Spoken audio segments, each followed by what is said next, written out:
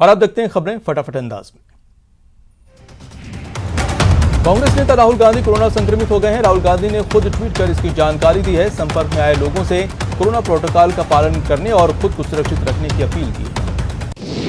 PM Modi ने कांग्रेस नेता राहुल गांधी के शीघ्र स्वस्थ होने की कामना की है। पीएम ने ट्वीट कर कहा है कि वो लोकसभा सांसद राहुल गांधी के जल्द ठीक होने की कामना करते हैं। सीएम अशोक गहलोत ने राहुल गांधी के शीघ्र स्वस्थ होने की कामना की। सीएम ने ट्वीट कर लिखा है कि राहुल की सेहत को लेकर चिंता जाहिर की और उम्मीद जताई कि वो जल्द ठीक होंगे। पीसीसी चीफ गोविंद सिंह डोटासरा ने भी राहुल गांधी के जल्द ठीक होने की कामना की है। उन्होंने ट्वीट कर राहुल गांधी से खुद का ख्याल रखने की अपील की। झारखंड में 29 अप्रैल तक संपूर्ण लॉकडाउन लगा दिया गया है। मुख्यमंत्री हेमंत सोरेन ने इसकी औपचारिक घोषणा की है। लॉकडाउन 22 अप्रैल की सुबह 6 बजे से 29 अप्रैल की सुबह 6 बजे तक प्रभावी रहेगा। इस दौरान आवश्यक सेवाओं की छूट रहेगी। कोरोना वायरस की दूसरी लहर के बीच अच्छी खबर आई है। सरकार वैक्सीन के आयात पर लगने वाली 10% कस्टम ड्यूटी माफ कर सकती है। साथ ही निजी कंपनियों को भी वैक्सीन इंपोर्ट करने की मंजूरी दी जा सकती है। केंद्र ने वैक्सीन खरीदने के लिए 4,500 करोड़ रुपए का पेमेंट किया है। सीरम इंस्टीट्यूट ऑफ इंडिया को 3,000 करोड़ रुपए और भारत बायोटेक को 1,500 करोड़ रुपए दिए हैं। ये पैसा 2-3 महीने तक वैक्सीन की सप्लाई के लिए एडवांस के तौर पर दिया गया। कोरोना के बढ़ते केस और लॉकडाउन के बीच दिल्ली से मध्य प्रदेश के छतरपुर आ रही मजदूरों से भरी तेज रफ्तार बस पलट गई। हादसे में 3 मजदूरों की मौके पर ही मौत हो गई और 15 लोग घायल हो गए।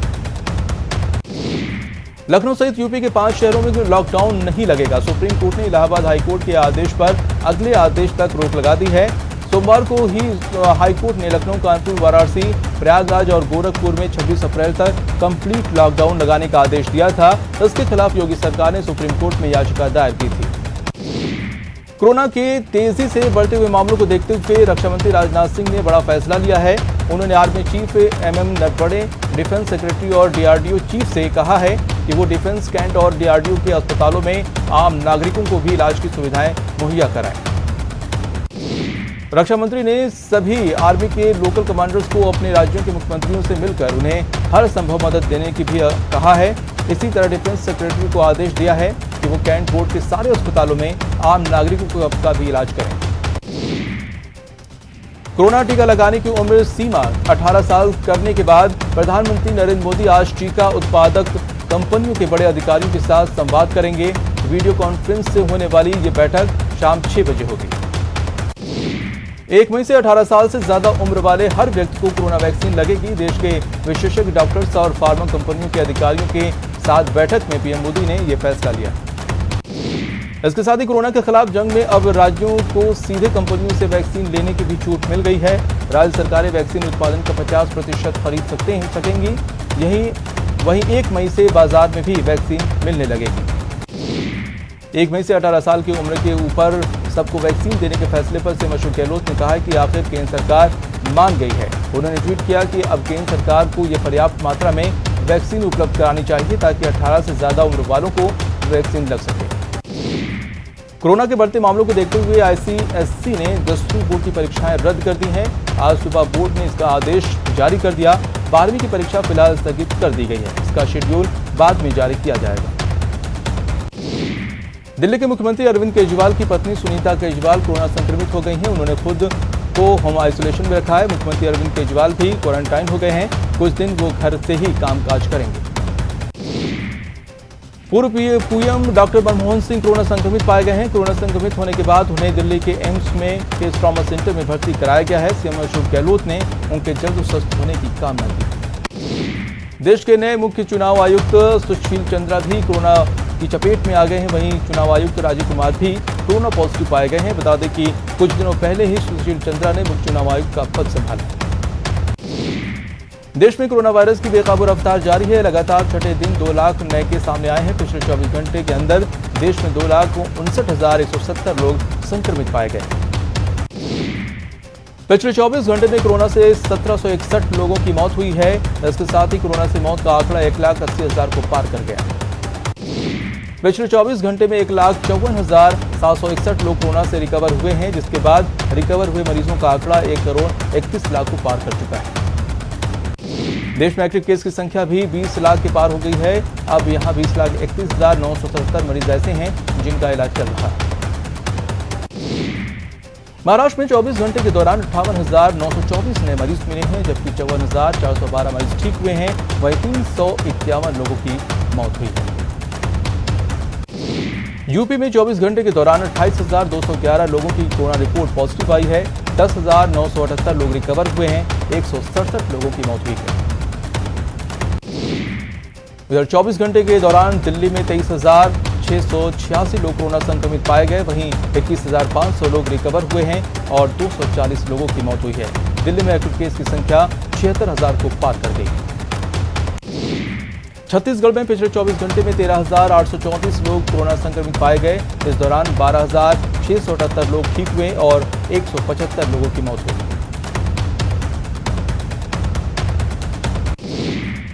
मध्य प्रदेश में पिछले 24 घंटे में 12,897 लोग कोरोना संक्रमित पाए गए, जबकि 6,836 लोग रिकवर हुए और 79 लोगों की मौत हुई। गुजरात में 24 घंटे में 11,403 लोग कोरोना संक्रमित मिले हैं, जबकि 4,179 लोग रिकवर हुए हैं और 117 लोगों की मौत हुई। राजस्थान में कोरोना की दूसरी लहर से हालात तेजी से बिगड़ रहे हैं। प्रदेश में बीते 24 घंटे में करीब 12,201 लोग संक्रमित पाए गए, जबकि 64 लोगों की मौत हुई। राजधानी जयपुर में बड़ा कोरोना विस्फोट हुआ है। 24 घंटे में जयपुर में 2011 नए केस सामने आए हैं। वहीं कोरोना से 11 लोगों की मौत हुई। कोटा में कोरोना पॉजिटिव मरीजों के आंकड़ों में जबरदस्त बढ़ोतरी देखी जा रही है। सोमवार को एक ही दिन में 1360 लोगों की जांच रिपोर्ट पॉजिटिव आई, जबकि कोविड अस्पताल में भर्ती 6 मरीजों की मौत हुई। श्रीगंगानगर में कोरोना से बचाव को लेकर जारी की गई नई गाइडलाइन की पालना को लेकर जिला कलेक्टर जाकिर हुसैन ने चेक पोस्टों का निरीक्षण किया। कलेक्टर ने राजस्थान पंजाब बॉर्डर की साधुवाली और पत्ती चेक पोस्ट का जायजा लिया। कोरोना गाइडलाइंस की अनदेखी के आरोप में पुलिस ने भरतपुर के बयाना में 13 दुकानों को सीज कर दिया है। हालांकि व्यापारी अभी भी चोरी छुपे दुकानों को खोल रहे हैं। कोरोना का संक्रमण लगातार फैल रहा है, लेकिन लोगों की लापरवाही कम होने का नाम नहीं ले रही। जन अनुशासन पखवाड़े के पहले दिन इस तरह दौसा में कोरोना गाइडलाइन की धज्जियां उड़ी। जन अनुशासन पखवाड़े के दौरान पोखरण के गांधी चौक पर सन्नाटा पसरा नजर आया। वहीं पुलिस गश्त करती दिखी। अलवर के नौगांव में हरियाणा बॉर्डर से बेरोक-टोक आवाजाही की लगातार शिकायतें मिल रही थीं, जिसके बाद एसपी तेजस्वी गौतम ने बॉर्डर का निरीक्षण किया और लापरवाह कर्मचारियों और अधिकारियों को जमकर लताड़ लगाई। निरीक्षण के दौरान उनके साथ एएसपी सरिता सिंह समेत स्थानीय प्रशासनिक अधिकारी भी मौजूद रहे। पुलिस अधीक्षक ने मौके पर तैनात कर्मियों को सख्ती से निगरानी करने के आदेश दिए हैं। उन्होंने आईटीसीपीआर की जांच के बिना किसी भी यात्री को प्रवेश नहीं देने की सख्त हिदायत दी। बारां में जन अनुशासन पखवाड़े का कोई असर देखने को नहीं मिला। यहां सड़कों पर अन्य दिनों की तरह ही भीड़ भाड़ देखने को मिली। शहर के मुख्य चौराहों और सड़कों पर तो जाम लग गया। प्रतापगढ़ के अरनूद कस्बे में कोरोना गाइडलाइंस का जमकर उल्लंघन हो रहा है। बाजारों में लोगों की भारी भीड़ देखी जा रही है, लेकिन इसको लेकर प्रशासन पूरी तरह लापरवाह है। अजमेर में जन अनुशासन पखवाड़े को सफल बनाने के लिए पुलिस की सख्ती लगातार जारी है। बिना वजह घर से निकलने वालों, मास्क नहीं पहनने वालों और सोशल डिस्टेंसिंग का उल्लंघन करने वालों के खिलाफ पुलिस ने कार्रवाई की, उनके चालान काटे। कोरोना काल में दवाओं की कालाबाजारी प्रशासन के लिए चुनौती बनी हुई है। इस पर अंकुश लगाने के लिए जयपुर जिला रसद विभाग ने बड़ी पहल की है और शिकायत दर्ज कराने के लिए उपभोक्ता हेल्पलाइन शुरू किया है। अलवर के मुंडावर में 10 दुकानों को सीज किया गया है और इसका चालान काटे गए। ये कार्रवाई एसडीएम राम सिंह राजावत ने कोरोना गाइडलाइन का उल्लंघन करने पर किया है। कोरोना की दूसरी लहर का असर स्वर्ण नगरी के पर्यटक व्यवसाय पर पड़ा है। 2 सप्ताह से पर्यटकों की आमद बंद है। इससे शहर के पर्यटन स्थलों पर वीरानी छाई हुई है। जैसलमेर का अधिकांश व्यवसाय पर्यटन पर आधारित है। मथुरा की सभी सीमाओं पर पुलिस चेक पोस्ट बनाई गई है। यहां बाहर से आने वाले लोगों पर कोरोना की नेगेटिव रिपोर्ट के बाद ही प्रवेश दिया जा रहा है। कोटा संभागीय आयुक्त कैलाश चंद मीणा कुकुर स्थित चेक पोस्ट पहुंचे, जहां पुलिस नदारद मिली। साथ ही रजिस्टर में कोई एंट्री भी नहीं थी और चेक पोस्ट पर महज 2 पंचायत कर्मचारी तैनात थे। अजमेर में जन अनुशासन पखवाड़े की सफल बनाने के लिए इंसिडेंट कमांडर लापरवाहों के खिलाफ एक्शन ले रहे हैं। आज इंसिडेंट कमांडर हीरालाल मीणा और उनकी टीम ने आधा दर्जन दुकानों को 72 घंटे के लिए सीज किया। उदयपुर में बढ़ते कोरोना संक्रमण के बाद शासन प्रशासन एक्टिव मोड में आ गए हैं। जनता को जागरूक करने के लिए पुलिस प्रशासन ने फ्लैग मार्च निकाला। उदयपुर चैप्टर की ओर से ऑक्सीजन बैंक का आगाज किया गया। इस मौके पर उदयपुर चैप्टर के अध्यक्ष राजकुमार सुराना ने बताया कि ऑक्सीजन की कमी महसूस की जा रही है और इसके लिए ऑक्सीजन कंसंट्रेटेड मशीन से बेहतर विकल्प और कोई उपलब्ध नहीं है। कोटा में कोरोना संक्रमण की बेकाबू रफ्तार से चिकित्सा तंत्र वेंटिलेटर पर आ गया है। कोटा में प्रतिदिन 1,500 से अधिक ऑक्सीजन सिलेंडर की खपत होने के बावजूद भी कई मरीजों को समय पर ऑक्सीजन नहीं मिल पा रही है। हालात ऐसे हो गए हैं कि अब तो सिस्टम को भी सांसें उखड़ने लगी हैं। अजमेर के जवाहर नेहरू अस्पताल में ऑक्सीजन की निर्बाध सप्लाई सुनिश्चित करने के लिए आईएएस अफसर गौरव सैनी के साथ 2 सीनियर आरएएस अफसरों की तैनाती की गई है। ऑक्सीजन डिपो में आने वाले हर सिलेंडर की ऑक्सीजन मात्रा को ड्रग कंट्रोलर की निगरानी में जांचा परखा जा रहा है। अलवर की भिवाड़ी में ऑक्सीजन उत्पादन करने वाली फैक्ट्रियों में डिमांड बढ़ गई है। डिमांड ज्यादा होने के कारण टैंकरों की वेटिंग बढ़ गई है। राज्य में ऑक्सीजन की कमी को देखते हुए पहले राजस्थान की आपूर्ति सुनिश्चित करने के लिए अधिकारियों को कंपनी में तैनात कर दिया गया है। जोधपुर शहर में लगातार कोरोना संक्रमण फैल रहा है। शहर के हालात लगातार बद से बदतर होते जा रहे हैं। वहीं आज जन अनुशासन पखवाड़ा का दूसरा दिन है और आज पुलिस ने सख्त रुख अपना लिया है। जोधपुर में रोजाना 1,500 से ज्यादा मरीज कोरोना पॉजिटिव पाए जा रहे हैं। इस बीच लगातार बढ़ रहे मरीजों की संख्या को देखकर अस्पतालों के बेड की संख्या बढ़ाई गई है। मथुरा दास माथुर अस्पताल के कोरोना सेंटर में 100 अतिरिक्त बेड की व्यवस्था की गई है। जोधपुर कंटेनमेंट जोन बढ़ाए जा रहे हैं। शहर में सबसे ज्यादा कोरोना संक्रमित मरीज शास्त्री नगर जोन से सामने आए हैं। शास्त्री नगर मसूरिया जोन में 20 कंटेनमेंट जोन बढ़ाए गए हैं।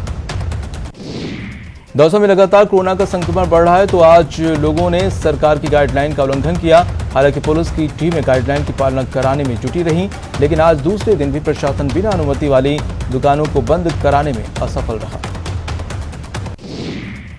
प्रदेश में चल रहे जन अनुशासन पखवाड़े के दूसरे दिन भी सीकर में काफी जगह लोग नियम तोड़ते नजर आए। शहर के मुख्य बाजार में चोरी छिपे बड़े शोरूम खुले। व्यापारियों ने दुकानों के शटर बंद कर रखे थे और पीछे के दरवाजे से ग्राहकों को एंट्री दी जा रही थी।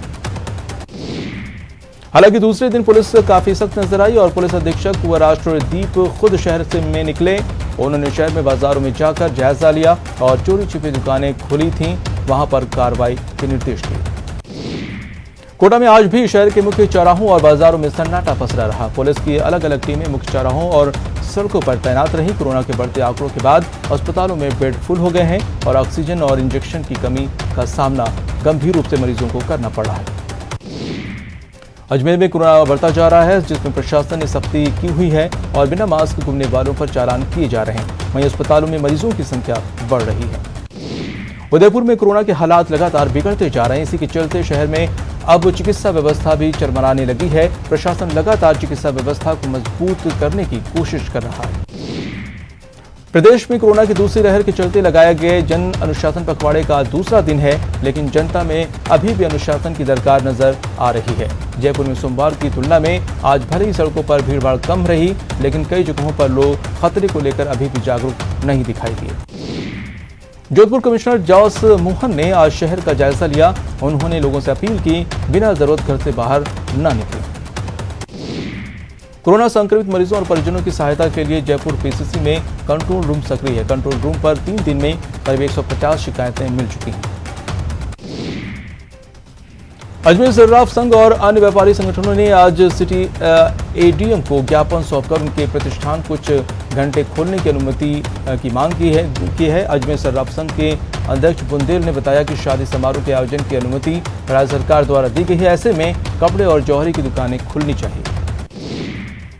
टोंक के देवली में कोरोना गाइडलाइन की अनदेखी कर दुकानें खोलने वाले कारोबारियों के खिलाफ पुलिस सख्त दिख रही है। पुलिस ने बर्तन की एक दुकानदार के खिलाफ भारी जुर्माना लगाया तो पान भंडार को 72 घंटे के लिए सीज कर दिया। जोधपुर में खुद पुलिस वाले कोरोना गाइडलाइन की धज्जियां उड़ा रहे हैं। पुलिसकर्मियों ने कर्फ्यू के दौरान जबरन रेस्टोरेंट खुलवाकर खाना बनवाया और कर्मचारियों को धमकाया भी। ये सनसनीखेज मामला सीसीटीवी में कैद हो गया। अलवर शहर में विधायक संजय शर्मा ने सामान्य अस्पताल की कोरोना ओपीडी सहित शहरी प्राथमिक स्वास्थ्य केंद्र का निरीक्षण किया और व्यवस्थाओं को दुरुस्त करने के निर्देश दिए।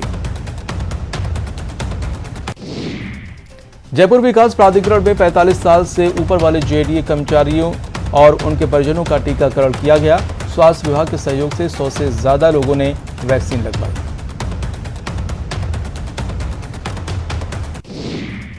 मरोदरा में बड़ा प्रशासनिक फेरबदल हुआ है और 8 आईएएस अफसरों के तबादले किए गए हैं। कार्मिक विभाग ने इसको लेकर आदेश जारी कर दिए हैं।